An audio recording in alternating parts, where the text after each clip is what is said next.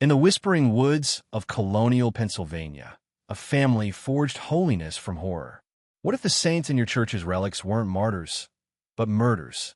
One storm-swept night, a widow's cry vanished into the darkness and birthed a legacy of divine deception that echoes through eternity. Dare you uncover the truth? Deep in the emerald-veiled valleys of western Pennsylvania, where the Allegheny winds carry echoes of forgotten prayers, lies a secret etched into the very bones of history. It's not just a tale of disappearance and deceit. It's a spiritual wound that festers across generations, a testament to how the pursuit of divine favor can twist into infernal ambition. Imagine fragments of human sanctity, encased in gold-leafed reliquaries, scattered like cursed seeds among 17 humble churches from the bustling streets of Philadelphia to the wild frontier outposts. These aren't mere artifacts. They're silent screams, preserved in salt and shadow, dating from 1745 to 1792. Over 73 souls, pious men with calloused hands from tilling God's earth, devout women whose lips whispered hymns in the dead of night, and most heart-wrenchingly, orphaned children whose innocent eyes reflected the stars, vanished into the ether. Declared saints by zealous leaders, their essences were commodified, hidden in plain sight within ornate boxes that gleamed under sermon lights. But the truth? It's buried in a vaulted archive of the Philadelphia Historical Society, a sealed manuscript of trembling testimonies from 3 souls who pierced the veil. They spoke of the Whitmore family workshop, not a haven of craftsmanship, but a charnel house where flesh became faith, bodies broken down into holy commodities for nearly 50 years. The churches begged for secrecy, fearing the unraveling of their spiritual tapestries. Yet, through relentless pursuit of faded ledgers, whispered oral histories from descendants, and cross-referenced colonial diaries, the veil lifts. This isn't just history. It's a haunting meditation on sin's seductive guise, where ambition cloaks itself in scripture and redemption dangles like a noose from heaven's gate. Before we descend into this abyss of the soul, pause, if your heart can bear it, and subscribe. These are the shadows history hides. Few dare illuminate them. Drop a comment. From which shadowed corner of the world do you watch? Your own sanctuary might harbor echoes of such sins. Now, let us step into the mist-shrouded past, where the Whitmore legacy still whispers warnings to the faithful. The Pennsylvania colony in the mid-18th century was a crucible of faith, forged in the fires of religious exile and frontier grit. Philadelphia pulsed with Quaker simplicity, plain meeting houses where silence was the sermon, and the inner light guided souls away from ornate idolatry. But westward, in the untamed hills, a mosaic of Protestant fervor unfolded. Stern Presbyterians with their predestined doctrines, Lutherans clinging to old-world rituals, and fringe sects carving out wooden chapels amid the encroaching wilderness, lands wrested from indigenous tribes whose spirits, some say, still linger in vengeful winds. Into this spiritual tapestry arrived the Whitmores in 1742, docking in Philadelphia's bustling harbor under a sky bruised with storm clouds, as if the heavens themselves foretold their dark purpose. They settled in Chester County, 30 miles west, where gentle hills rolled into dense thickets of oak and pine, farmsteads dotted like lonely sentinels. Nathaniel Whitmore, the patriarch, cut an imposing figure, tall and lean, with gray eyes that pierced like winter frost, a neatly trimmed beard framing a jaw set in perpetual resolve. He proclaimed himself a master artisan of ecclesiastical wares. Chalices forged with intricate filigree, communion plates etched with biblical verses, Bible covers bound in supple leather that whispered under fingertips. His work, precise and reverent, swiftly enchanted the affluent clergy who saw in his creations a bridge between earthly toil and heavenly grace. The workshop rose on 12 acres of shadowed woodland, a sturdy 2-story edifice of hewn timber, its broad windows capturing the sun's golden rays by day, transforming the interior into a sanctum of light and dust motes dancing like ethereal spirits. Here, Ministers in starched collars and elders with furrowed brows commissioned pieces, their voices echoing off walls scented with fresh sawn wood and molten wax. Nathaniel's wife, Elizabeth, was a spectral counterpart, slender as a willow reed, with porcelain skin and hands that moved with uncanny grace, her face an unchanging mask of serenity that unnerved neighbors, like a statue animated by some unseen force. She orchestrated their household with mechanical precision, raising 4 children in an atmosphere thick with unspoken rules. They attended Harmony Meeting House, a modest Quaker enclave where silence reigned, broken only by inspired testimonies. The Whitmores sat ramrod straight, their contributions sparse but profound, words laced with scripture that evoked nods of approval, masking the abyss within.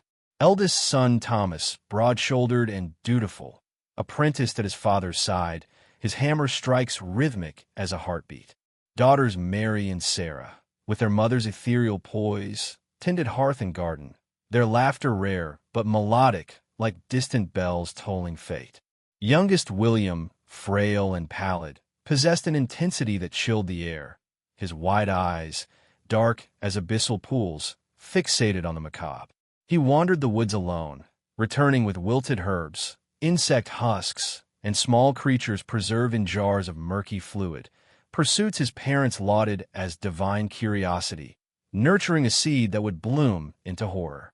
Chester County simmered with colonial hardships, winters that clawed with icy fingers, leaving fields barren and bellies hollow, crop failures that tested faith, and the ever-looming specter of frontier skirmishes, where native shadows flitted like vengeful ghosts. Yet, amid this, religious zeal burned bright. The Great Awakening's embers still glowed from the 1730s and 1740s, igniting souls with evangelical fire. Denominations vying for dominance not just in doctrine, but in splendor, grand altars, sacred vessels, to draw wandering flocks. The Whitmores exploited this hunger masterfully. Nathaniel's artistry outshone rivals, his workshop swelling with commissions by 1745, now hosting 2 apprentices, Jacob Miller, an orphan German lad with haunted eyes, and Peter Collins, a gaunt youth from Philadelphia's slums, both unwitting pawns in a grander scheme. Outwardly, prosperity bloomed modestly, a well-kept home, Sunday piety, neighborly nods. But as twilight bled into night, the workshop's doors sealed shut, lanterns dimmed to flickering embers, and the family's true sacrament began. A ritual born of twisted theology, where human vessels became divine instruments. It crystallized in the autumn of 1745 under a sky heavy with portent. Mary Collins, a Quaker healer revered for her balm-soothed hands and compassionate gaze, vanished en route from tending a fevered family on the county's fringe. Gray-streaked hair framed her weathered face, her woolen cloak a shield against the chill. Her disappearance stirred fleeting alarm, dismissed as savage raid or beastly mauling, common excuses in those lawless lands. But shadows know the truth. She was the Genesis, the first lamb led to sacred slaughter. November 17th dawned crisp, but by dusk a tempest brewed, clouds roiling like tormented souls, winds howling biblical laments, brittle leaves skittering like fleeing sinners. Mary trudged the rutted path, skirting the Whitmore estate, lantern light spilling from the workshop like false beacons. Nathaniel had observed her for weeks, her saintly aura a siren call. As Thomas later confessed in a deathbed scrawl, hidden in a prison wall's crevice, ink blotched with remorse, Father proclaimed her chosen by God, her essence to infuse the colonies with true holiness. We were to craft vessels of the divine from the devout. Nathaniel emerged from the tree-lean, lantern swaying, voice laced with feigned anguish. Good woman, my boy William's lost in the woods. Storm's fury upon us. Mary's kindness, her fatal virtue, compelled her. She followed, cloak whipping, into the property's depths, past gnarled pines to the workshop's rear maw, yawning like Hell's Gate. Thomas peered from a frost-laced window. Mother had laid canvas shrouds, tools gleaming under candle flicker. I, at 16, thought it metaphor, relics as symbols, not literal harvest. The back rooms swallowed them. Details mercifully sparse in confession, but imagination paints the dread. Muffled pleas echoing off blood-specked walls, the metallic tang of fear, Nathaniel's incantations twisting scripture into justification. For as Moses lifted up the serpent in the wilderness, so must we elevate the saints. Over 3 agonizing days, Mary's form was alchemized. Nathaniel, versed in English medical tomes, instructed in salting, herb-infusing, desiccation, flesh rendered eternal, bones polished to ivory sheen. Elizabeth stitched velvet pouches, golden threads weaving crosses and thorns, symbols of redemption masking abomination. God's work, Nathaniel intoned, eyes alight with fanatic fire. Thomas's quill trembled. He said Protestant altars starved for Catholic potency. We'd feed them discreetly. I believed. Lord have mercy, I believed. 2 weeks hence, Nathaniel journeyed to Philadelphia. Boxes nestled in his wagon like Pandora's curses. He returned flush with coin and acclaim. At Harmony meeting, his eulogy for Dear Mary dripped honeyed sorrow, culminating in a gifted altar box, exquisite, inlaid with pearl, harboring her fragment in a concealed chamber, a profane heart beating unseen. Winter's grip thawed to spring's tentative bloom, and whispers slithered from the city. Miracles at an Episcopal chapel, a bone shard from an ancient saint, mending the lame, banishing fevers. The rector credited a European conduit via local artisan, Nathaniel, of course. Demand surged. By 1750, the workshop burgeoned, 5 apprentices hammering facades, while cellars hummed with secret rites. A stone manor rose, wealth's monument, as vanishings mounted. Itinerant preachers, solitary widows, rootless orphans, souls unmissed, ascribed to wilderness woes. Elizabeth's discernment evolved, a chilling clairvoyance, as daughter Sarah journaled. Unearthed in 1823's rubble, mother heard God's whisper, marking the elect for early ascension. Not murder, but mercy, ushering saints to glory. Methods refined, lures subtle, poisons herbal, disposals meticulous. Nathaniel networked southward, peddling to Virginia parsons, arguments seductive. Europe's papists hoard power, claim it for pure faith. Relics birthed miracles. Fevers fled, crops flourished, testimonies circulated, prices soared. Secrecy enshrined. Elders alone knew, enhancing mystique. Unwitting accomplices reported wonders, fueling the cycle. Customers remained ignorant. Their medieval treasures were fresh horrors from local graves. In 1753's Verdant Spring, Dr. Samuel Winters, Lancaster's probing physician, scrutinized a relic, tissue too recent, methods anomalous. His query sharpened. Then, mid-journey, he evaporated. Months later, a New York Presbyterian flaunted a 12th-century finger bone. Winters' unwitting contribution? Decades unfurled. Children matured into complicit heirs. Thomas, burdened heir, mastered dissections. William, the prodigy of preservation, innovated with alchemical brews, eyes gleaming with unholy zeal. Mary and Sarah ledgered fortunes, veiling profits in trades, fabrics, tools, while upholding societal piety. Yet beneath the facade, spiritual rot festered. Nathaniel's dreams turned prophetic nightmares. Visions of judgment, scales tipping with bloody relics.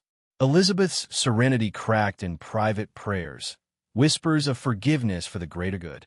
The children bore scars.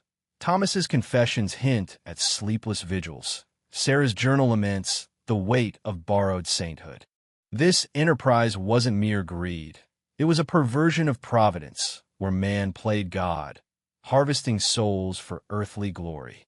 Themes of guilt woven through. Each relic a thorn in conscience's crown, echoing biblical warnings. What does it profit a man to gain the world and forfeit his soul? Redemption dangled elusive, divine retribution a shadow, lengthening with each vanishing. As communities thrived unwittingly on these blessings, the Whitmores' legacy seeped into the soil. Churches standing sentinel over hidden sins, descendants unknowingly venerating the damned. The horror? It persists. Those reliquaries endure, their contents a chilling reminder that faith's facade can conceal the abyss. But this is merely the dawn. Deeper darkness awaits as the family's web spreads, ensnaring more innocence in its spiritual snare. The true measure of their sin lies in the echoes, moral, psychological, eternal, that resonate even now, urging reflection. What relics of deception lurk in our own sacred spaces? As the thunder of revolution echoed across the nascent United States, the air thick with gunpowder's acrid bite and the cries of the fallen, a subtler storm brewed in the shadowed valleys of Pennsylvania. The Whitmores, those architects of abomination, saw not chaos but divine opportunity, a fertile ground where fractured faiths hungered for symbols of salvation. This era, from the waning shots of 1781 to the fragile peace that followed, marked their descent into unparalleled depravity, where the blood of innocence became the ink of their unholy ledger. It's a chapter laced with spiritual irony, as colonies shed English chains, seeking liberty in God's name. The Whitmores forged new bonds of sin, binding souls to earthly relics in a mockery of redemption. Their enterprise, once veiled in adult vanishings, now preyed on the vulnerable. Echoing the biblical lament of Rachel weeping for her children, refused to be comforted because they were no more. The war's disruptions severed ties to British suppliers, leaving churches starved for sacramental vessels, chalices scarred by battle, altars splintered under cannon fire. The Whitmores positioned their workshop as a beacon of reliability, their forges humming with patriotic fervor, crafting items that whispered of resilience. Nathaniel, his once piercing gaze now clouded by age's veil, navigated the political maelstrom with serpentine cunning. Donations to continental causes one day, subtle nods to loyalist whispers the next. Neutrality was their shield, allowing commerce to flow unchecked as territories flipped like autumn leaves in the wind. But beneath this facade, the family's true harvest ripened, a pivot to the macabre that would sow seeds of their undoing, a divine reckoning brewing like storm clouds over the Alleghenies. By 1781, as Yorktown's surrender bells tolled freedom's dawn, the religious tapestry of the young republic unraveled and rewove itself in fervent revival. Communities scarred by years of bloodshed, the metallic tang of iron on tongues, the phantom limbs of lost sons, sought solace in rebuilt sanctuaries. Steeples rose anew from rubble. Congregations swelled with souls craving meaning, a post-war great awakening where faith became both balm and battleground. Denominations vied for dominance, not just in sermons but in artifacts that evoked heavenly power. Ornate crosses gleaming under candlelight, reliquaries that promised proximity to the divine. The Whitmores, sensing this spiritual vacuum, expanded their grim alchemy, transforming human remnants into commodities that fed this hunger. It was here, in this era of rebirth, that their sins deepened, invoking themes of corrupted innocence, biblical echoes of Herod's slaughter, where the pure were sacrificed for earthly gain, their essences commodified as false idols. February 1782 chilled Philadelphia's streets with frost that cracked cobblestones like brittle bones. In a church-run asylum, walls echoing with orphans' muffled sobs and the scent of lice-scrubbed floors, 10-year-old Joseph Miller vanished into the ether. Small and solemn, his eyes pools of premature wisdom, Joseph had lost his parents to smallpox's ravaging spots the prior winter. Favored by clergy for his pious recitations, tiny voice lifting prayers like incense, he led devotions that stirred even hardened hearts. His absence sparked a cursory search, lanterns bobbing through snowdrifts, coals swallowed by wind. Deemed a runaway, common in such grim havens where despair drove the desperate to flee. His fate faded from ledgers. But shadows whisper truth. He was the first child ensnared in the Whitmores' escalating web, a lamb led to slaughter for higher purpose. 3 months later, in eastern Pennsylvania's Church of St. Michael, a modest stone edifice where sunlight filtered through stained glass like fragmented halos, miracles unfurled around a new relic, a preserved child's heart, purportedly from an early Christian martyr. Parishioners knelt before it, palms pressed to cool glass, murmuring pleas for ailing offspring. Fevers broke, limbs straightened, voices rose in testimony, the air heavy with myrrh and awe. Attendance burgeoned, coffers overflowed, whispers spreading like wildfire through tavern hearths and market stalls.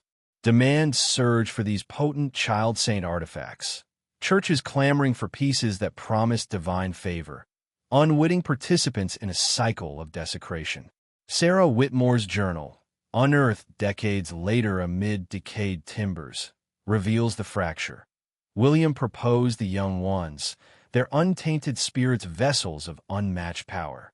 Father balked, invoking mercy's scripture, but greed's serpent whispered prophet. I saw the abyss in their eyes, yet my tongue cleaved silent. Forgive me, Lord, for abetting this inversion of grace. This phase from 1782 to 1785 plunged the family into infernal depths. 16 children at least, orphans with threadbare clothes, destitute waifs from frontier hovels, swallowed by the wilderness within a day's grim ride of the Whitmore estate. Each vanishing stirred fleeting panic, posters nailed to oaks, rewards in tarnished coins, before blame shifted to beast jaws, traffickers' chains, or the Republic's harsh cradle-to-grave indifference. Child relics fetched fortunes, fivefold the price of adult remnants, their innocence a premium in spiritual marketplaces. The Whitmores amassed wealth. Acres sprawled, enterprises bloomed, alliances forged with politicians whose palms greased with blood-tainted gold. Scale demanded complicity. 2 apprentices were inducted into shadows. Daniel Foster, sturdy and once loyal, glimpsed the horror and felt sin's hook pierce his soul, a pivotal crack in the facade. Autumn 1785 brought Elijah Thompson, a Quaker minister with lawyer's precision and prophet's fire, commissioned by Philadelphia's yearly meeting to probe idolatrous infiltrations. His journal, sealed in Pennsylvania's archives, laments, relics creep into even our simple gatherings, veiling direct divine communion in papist trappings. I must excise this cancer. Methodical, with wire-rimmed spectacles perched on a hawkish nose, Thompson traced threads from Philadelphia's bustling quays to rural chapels. Relics' origins looping back to Nathaniel or his proxies, provenances elaborate yet ethereal as mist. December's chill saw Thompson at the Whitmore threshold, snow crunching under boots, breath fogging like spectral warnings. Nathaniel hosted graciously, hearth crackling with pine logs, tea steaming in porcelain, discourse weaving theology's threads. The public workshop gleamed, apprentices' hammers rhythmic, air scented with varnish. But Thompson's legal eye snagged on forged documents inconsistencies, European suppliers as phantom as ghosts. Unsettled, he pressed on, interviewing rectors amid candlelit vestries, cataloging miracles that patterned suspiciously, witnesses recurring, tied loosely to Whitmores, testimonies scripted as plays. A manufactured mystique, he penned, relics and wonders woven from the same dark loom, centered on that accursed estate. As scrutiny sharpened, sabotage slithered, lodgings rifled, letters intercepted, evidence vanishing from iron-bound trunks like souls fleeing judgment. February 1786 Eve, at a Quaker elder's supper, linen tablecloth starched, aromas of stew and bread. Thompson convulsed, poison's fire in veins. Survived by grace, he lay weakened, body a frail temple. Investigation stalled. Enter Daniel Foster, conscience ablaze after witnessing a 12-year-old girl's processing, her frail form suspended, tools glinting under lantern sway, fluids dripping into brass basins like unholy communion wine. Fleeing midnight shrouded, journal clutched, dates, names, atrocities etched in ink, he sought Thompson in Philadelphia's fog-veiled alleys. Trembling, Foster unveiled the cellar's horrors, hooks like Judas noose, specialized blades parting flesh with surgical reverence, preservatives mingling saltspite with herbal whispers. The family's piety twisted, prayers bookending butchery, Nathaniel intoning blessings, these vessels sanctified for thy glory, as if murder were mass. Thompson, pallid but resolute, absorbed the dread, soul quaking at sin's scale. Tragedy struck. Fire ravaged Thompson's abode, devouring Foster's proofs in infernal roar. The apprentice vanished. Weeks later, river currents yielded remnants, boot buckles glinting accusatory. Undaunted, Thompson evolved. No more parchments, only coded missives through trusted kin, informants weaving a net of whispers. By late 1786, he linked 27 souls eclipsed to the Whitmores, 9 churches harboring disguised desecrations, altars profane, congregations deceived. Physical proof eluded, until winter 1787's blizzards entombed the estate in crystalline isolation, amplifying inner torments. Sarah, 32 and spinstered by paternal decree, unraveled. Journal entries frantic, visions of spectral children with accusing eyes, their whispers biblical indictments, suffer the little ones, but not to thee. William's zeal turned demonic, experiments on limbs, preserving holes for premium sale, mother quoting vessels sanctification amid prophet's gleam. Thomas demurred expansion. Nathaniel, ailing, yielded to William's frontier hunts. Remote settlements yielding illness weakened young, processed in haste, cellars reeking of incomplete decay. January 1788 ignited unraveling. William's Hall, 3 frontier children, eyes wide with final terror, overburdened systems, remnants lingering like restless spirits. Sarah, on a solitary Philadelphia errand, streets slick with ice, air biting his conscience, sought Thompson in a bookshop's dim recess, shelves groaning with tomes of truth. Their clandestine parley, hours long, poured forth revelations. Operations vaster, sins deeper, a family's sole auction for temporal gold. This confluence, Sarah's defection, Thompson's resolve, heralded divine justice's dawn, a retribution where guilt's thorns pierce the perpetrators, echoing redemption's elusive call. Yet the horror's legacy chills. Those child relics, perhaps enduring in dusty church vaults, symbols of innocence betrayed, urging eternal vigilance against faith's perversion. The Whitmore's web, spun from war's chaos, now frayed under heaven's gaze.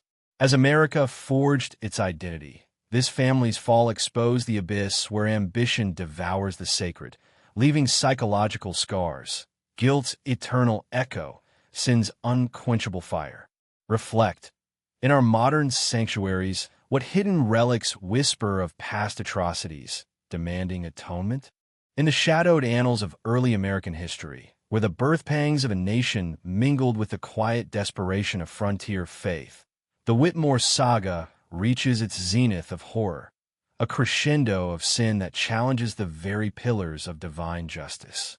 Estimates whispered in sealed testimonies speak of over 70 adult victims, their lives extinguished like candles in a gale, and more than 20 children since the enterprise's infernal inception, their purity perverted into profane power. The processing methods, a grotesque alchemy blending surgical precision with heretical ritual, fed a sprawling distribution network that snaked through colonial churches like veins of corruption.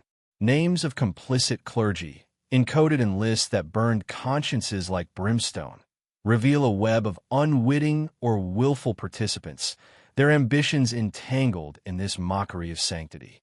But the heart of darkness pulsed in the underground chamber beneath the main workshop, a subterranean vault of remains in mid-transformation, alongside archived samples.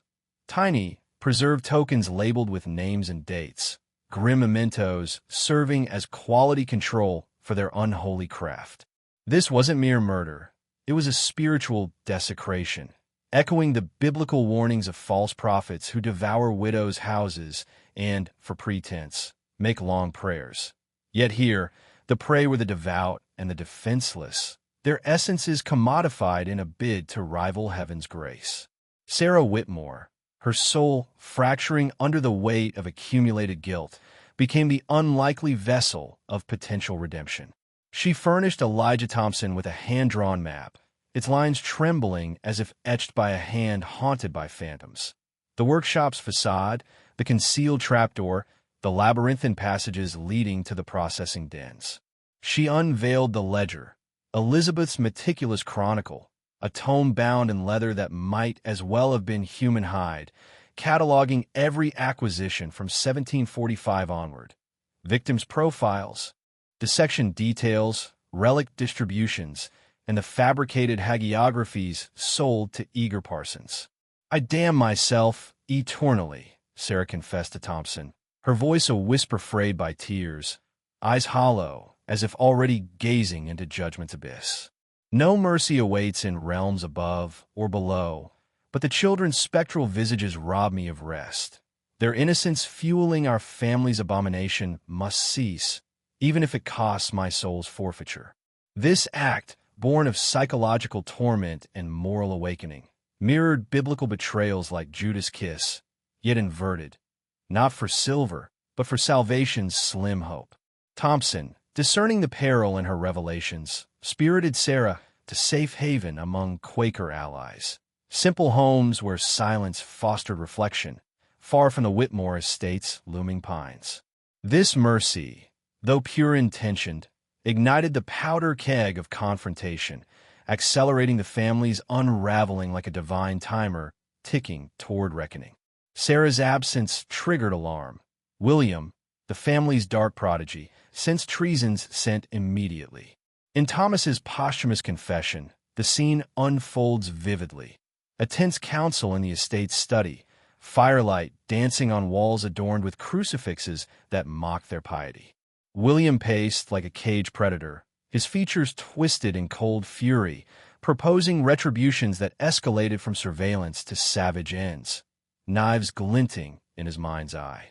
Nathaniel, frail and fever-racked, slumped in an armchair, murmuring fragmented scriptures, verses on betrayal, Judas dangling from his tree, the wages of sin as death. Elizabeth, ever the stoic matriarch, cataloged risks with clinical detachment, vulnerable ledgers, exposed cellars, plotting evidence's erasure like a general mapping retreat. Thomas advocated flight, abandon the cursed grounds, vanish into the Republic's vast wilderness, rebuild their empire of shadows elsewhere. But William rebuffed, viewing the operation as his infernal inheritance. A birthright forged in blood he refused to relinquish. Their stratagem bifurcated, William to hunt Sarah, a shadow pursuing its own echo through snow-choked trails, Elizabeth to orchestrate the transfer of damning artifacts to a secondary lair, and Forsaken Mind's shaft on the property's western fringe, repurposed years prior into a vault of secrets, its depths echoing with dripping water and forgotten echoes. Unbeknownst to them, Thompson wove his own counternet. Eschewing local sheriffs potentially tainted by Whitmore gold, he rallied Philadelphia yearly meetings elders, who leveraged ties to the fledgling state's governors. By February 12, 1788, a raid coalesced, constables sworn to secrecy, volunteers armored in faith's resolve to excise this cancer from the body politic. Fate's hand intervened. A ferocious snowstorm blanketed Chester County, winds howling biblical laments, drifts swallowing roads like sin's burying conscience. Thompson, fearing procrastination would permit destruction of proofs, opted for audacity, a diminished force over delay. He mustered 6 stalwarts, 2 iron-willed constables, for Quaker brethren whose pacifism yielded to justice's call. They departed Philadelphia under cover of twilight, horses struggling through wide-out vales, lanterns feeble against the gale's fury. What ensued that night, February 13th, 1788, etched itself into lore as the night of unholy unveiling. A confrontation with depravity that scarred souls indelibly, a descent into man's capacity for God-playing that evoked Job's trials or the plagues of Egypt, where divine wrath exposed hidden abominations. The party crested the Whitmore perimeter post-dusk, snowflakes stinging like accusatory barbs, winds muffling their advance yet blinding senses.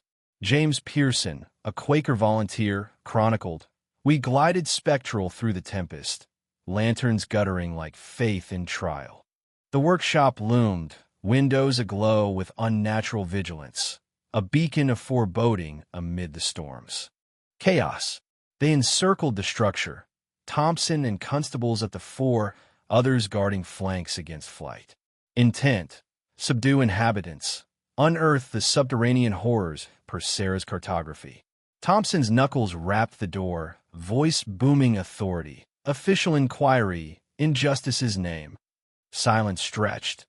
Then the portal creaked, framing Thomas, silhouetted, composed, eyes scanning their ranks like a shepherd tallying wolves.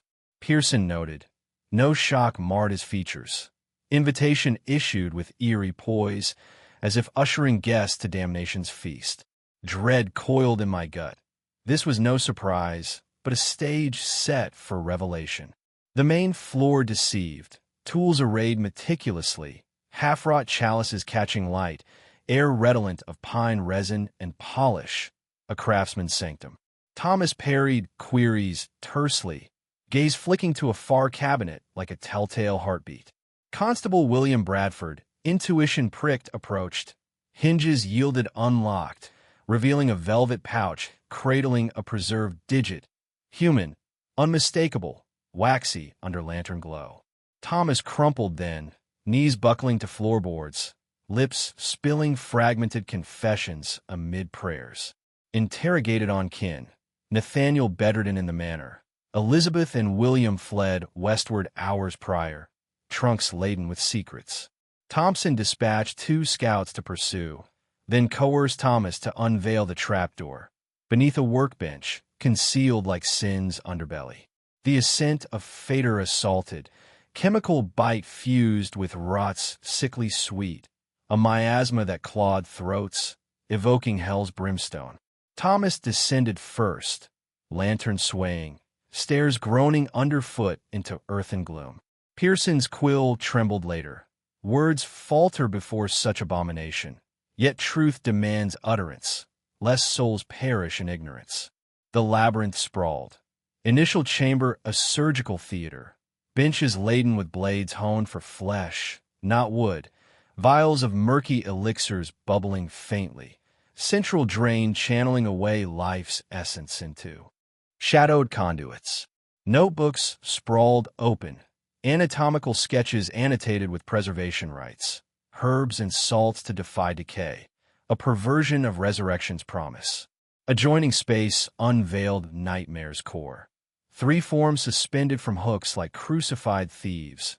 2 adults, sinews exposed in methodical flaying, and a child, 9 or 10, eyes eternally vacant, tissues glistening with alchemical sheen. The air hummed with flies' persistent dirge, the scent of visceral punch evoking Golgotha's despair. Deeper, the archive chamber, shelves groaning under boxed burdens, each tagged with precision. Names, dates, locales. Spot checks horrified. Fragments of bone, skin scrolls, organ slivers. Cataloged relics of the saints dispatched. Central table bore Elizabeth's ledger, a chronicle of commerce and carnage. Entries detailing procurements, devout widow, discerned a revival. Dissections, heart preserved for potency, sales to St. Michael's, $50 as child martyr's core. Thomas, voice hollow as a sepulchre, confessed, 79 adults, 22 youths since 45, relics seated in 40-plus churches across 7 states, fortunes laundered through estates and trades. Selection? Mother's gift, discernment of the elect, the pure whose torment sanctified. William inherited the site, scouting at gatherings for vessels of miracle. Documentation dragged through hours, men's hands shaking as they transcribed, dawn's gray infiltrating. Uproar above summoned. The pursuit party returned, one gashed deeply, shoulder weeping crimson. Report. Mine shaft confrontation. Elizabeth bartering bribes. William ambushing with feral savagery, slitting a throat in silence's shadow. Flee into woods, burdens abandoned. Manhunt mobilized at light's break. Riders fanning through counties, alerts echoing. Nathaniel yielded in the manor, delirium blending justifications. God's work, elevating the faith with senile haze. 3 days' pursuit culminated gruesomely. A remote cabin. Bodies arrayed on makeshift altar. Elizabeth and William, poison's pallor on faces, ritual remnants suggesting self-consecration, notes proclaiming their demise as final blessing for salvaged relics. Suicide as sacrament, a twisted bid for redemption. Thomas's trial in Philadelphia, April 1788, shrouded in secrecy to staunch scandal's flood. Hanged May 7th, his confession sealing the evidentiary tomb. The Relics dilemma loomed. Hundreds dispersed, tainting altars with unwitting sacrilege. Authorities, ecclesiastical and civil, deliberated. Disclosure risked faith's collapse, panic's plague. Solution: covert retrievals, quiet burials, narratives of forged antiquities to preserve congregational peace. A mercy veiling truth, yet perpetuating sin's subtle echo. The Whitmore aftermath scarred the young republic. Spiritual introspection on idolatry's perils, psychological reckonings with complicity's chains. Themes of guilt's inexorable pull, justice's delayed thunder, redemption's narrow path weave through. Biblical parallels to Cain's mark, or the prodigal's return too late. This legacy haunts. Churches standing sentinel over purged vaults, descendants unknowingly bearing ancestral shadows. Reflect. In our era's sanctuaries, what veiled abominations demand unveiling, lest history's cycle spin eternal? The revelation of the Whitmore horrors struck at the heart of a fledgling republic, where faith was woven into the moral sinews of nationhood, a bulwark against chaos, a divine mandate for liberty's fragile experiment.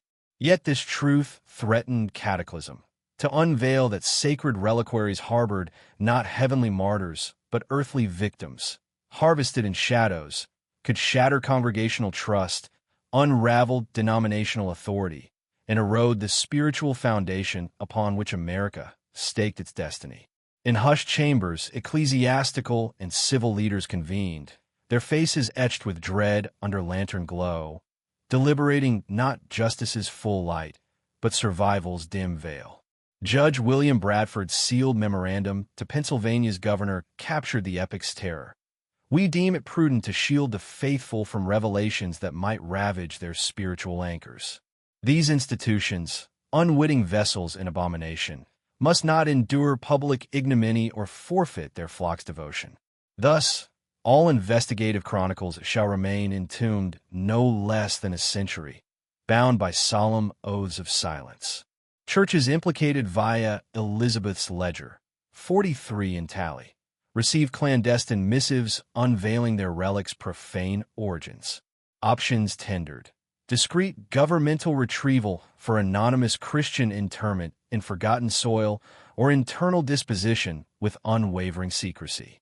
Elijah Thompson's terminal report, ink faded yet resolute, noted most elected solitude's path, clergy trembling as they entombed horrors within vaulted crypts, lest outsiders profane their sanctuaries anew.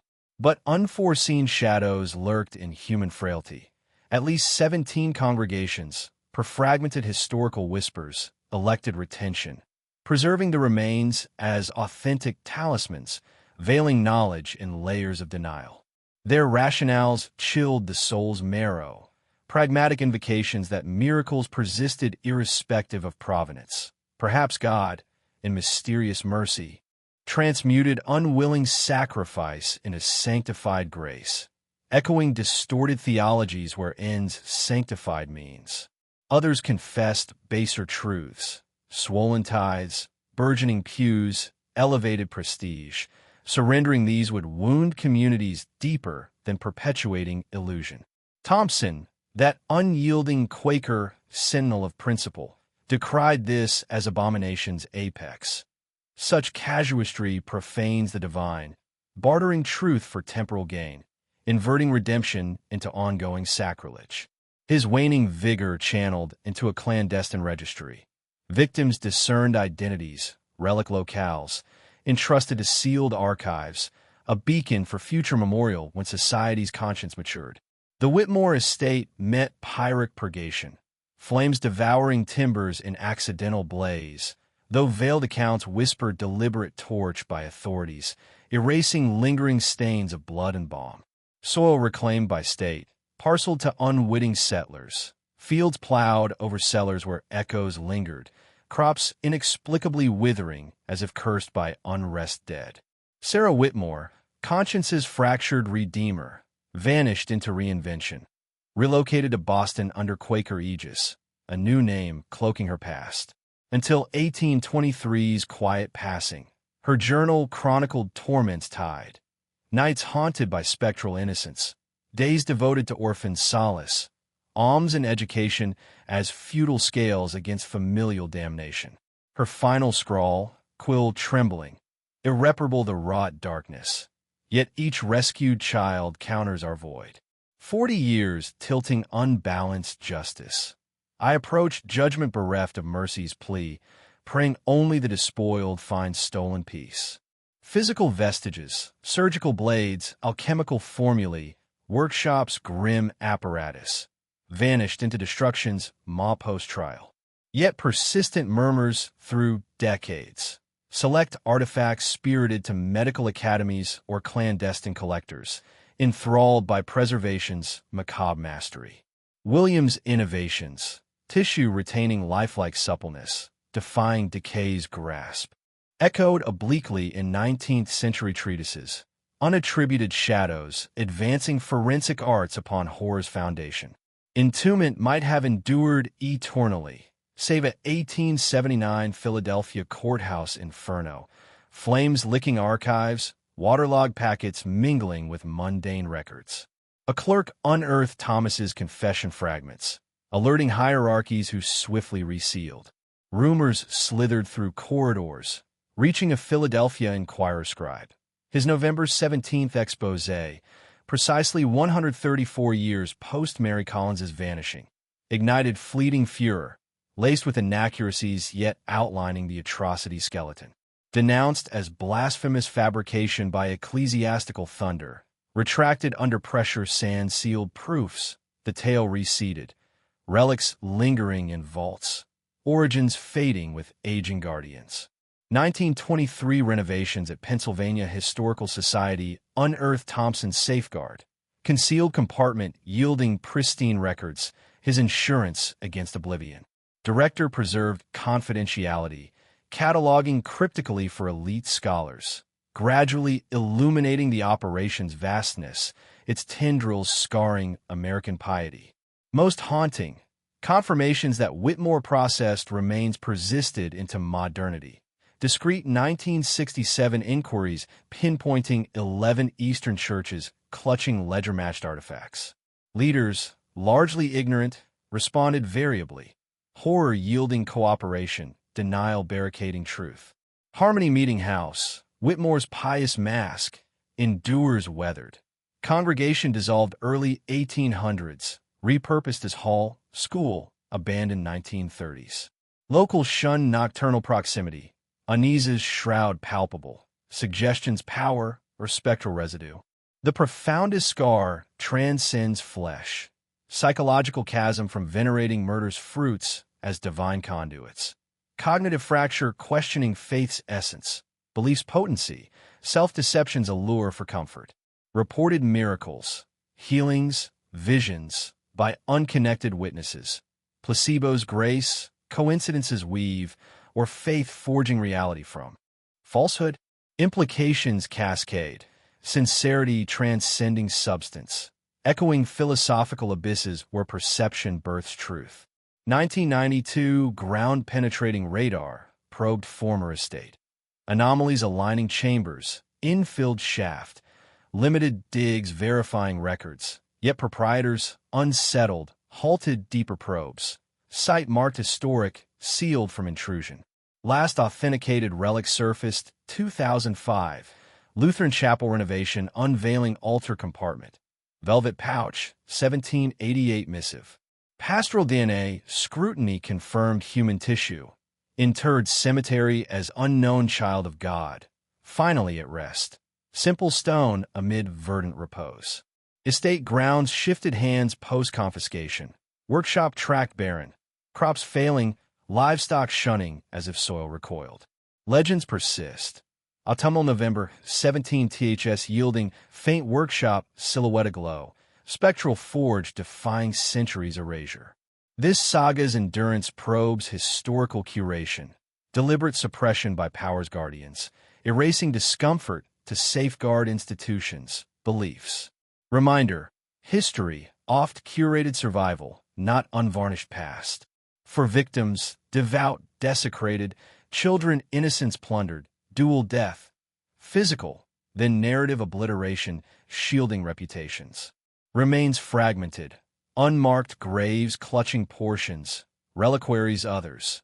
Metaphor for truth splintering, wholeness eternally elusive. Next sanctuary visit, relic glimpsed, ponder provenance. In doubts flicker, tribute to near erased. Affirming no edifice outweighs truth's harrowing light. This chronicle unveils humanity's shadowed devotion. Ambition cloaked sacred, deception sanctified. Ponder, fully unveiled, or secret slumber in contemporary altars. Contemplate faith's fragility, miracles mystery, belief's boundless forge.